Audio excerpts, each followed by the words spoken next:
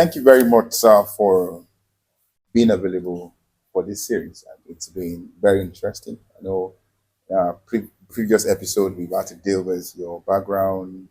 You've shared that with us.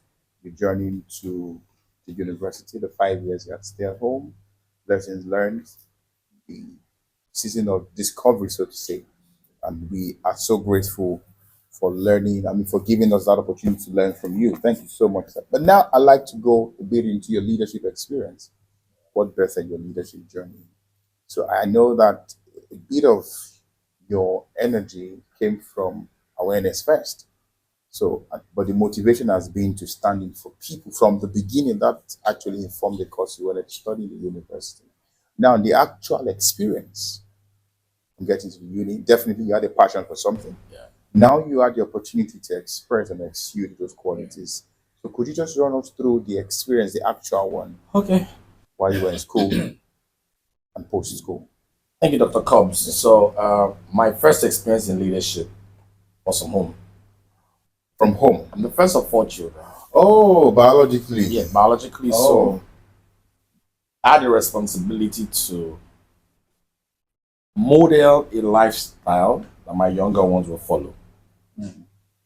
Number two, I had the responsibility to marshal them to do what we have been instructed to do. I had a responsibility to delegate work to them so we could achieve tasks assigned to us as children. So really, that was it. I also had the responsibility of ensuring that we participated in the things that concerned the larger family. And so those things were there. I learned it from that point. So, but in getting to the university, I was appointed as a student leader at Covenant. The first student leader at Covenant will ever have officially. And I think that was an opportunity for me to really practice many of the things that I read from John Maxwell. I mean, I had read a lot from John Maxwell prior to that time. And so it would look like was prepared with knowledge, but I was not yet opportune with practice.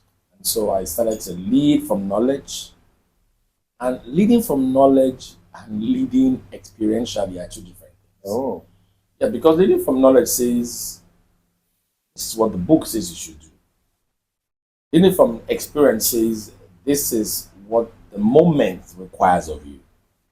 And so the difference between leading from knowledge and leading in practice is what we call contextual intelligence. So those who will thrive with the knowledge of leadership that they have in the place of practice would always need to put context as a moderating variable, as the case is. So I know that leaders are supposed to be assertive, but in the context that I find myself, how should I be assertive? How should I express assertion? Okay, how should I express assertion? That's one of those things. So those who lead in theory will be able to lead very well in practice if they solve for context. So what they really require is contextual intelligence. And so the principle of leadership in theory says, hey, be assertive.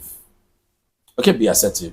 But how do I become assertive if I'm leading those who are older than me in a culture where the younger must show respect to the older people? That context moderates that theory. And in practice, you will do something absolutely different.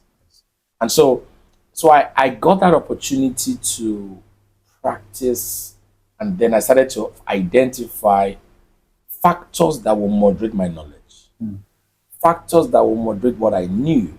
Because if those factors did not moderate my knowledge, I will not be effective in my leadership. And so if I will counsel anyone that is on the journey of leadership, what you know is not enough. How to process what you know for practice within context is even more important. Oh, I know that leaders should provide. But guess what, my brother?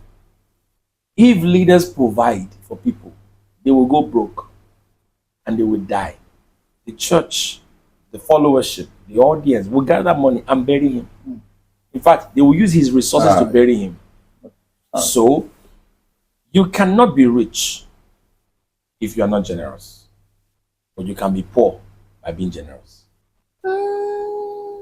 So if you want to be rich, generosity, which is giving, is important.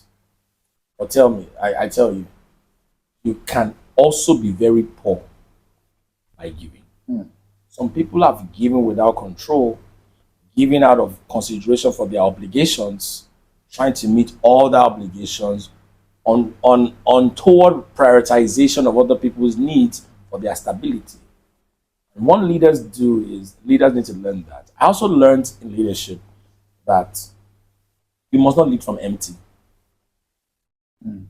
Because the leaders pour out of themselves into people. We then that are strong ought to bear the infirmities of the weak. Leaders are burden bearers. Yes, sir. They bear the infirmities, the weaknesses, the shortcomings, the limitations of the people that they lead. And so they've got to be strong. We then that are strong ought to bear the infirmities of the weak and not to please ourselves. Absolutely. So leaders are not supposed to please themselves. Leaders are not supposed to look for, finesse for themselves as much as they look out for other people. But in doing that, you've got to be sure that you are able to be in a place of strength before you can strengthen others. The story is told that Peter, one of the early apostles in the Christian faith, was told, when thou art converted, when thou and strengthen your brethren. So you can't do for others what has not prepared you to be relevant to them. You don't have to experience what they want to experience, but you've got to be equipped for what they want to experience. So a pastor, an organizational leader does not need to have traveled and gone to an Ivy League university or attended Ivy League institutions to make sure his team members can attend it. But he must know that it is required for success. And so leadership requires that we prepare ourselves. Leadership requires that we process our knowledge within context. And leadership requires that we bear the burdens of other people. It must be effective.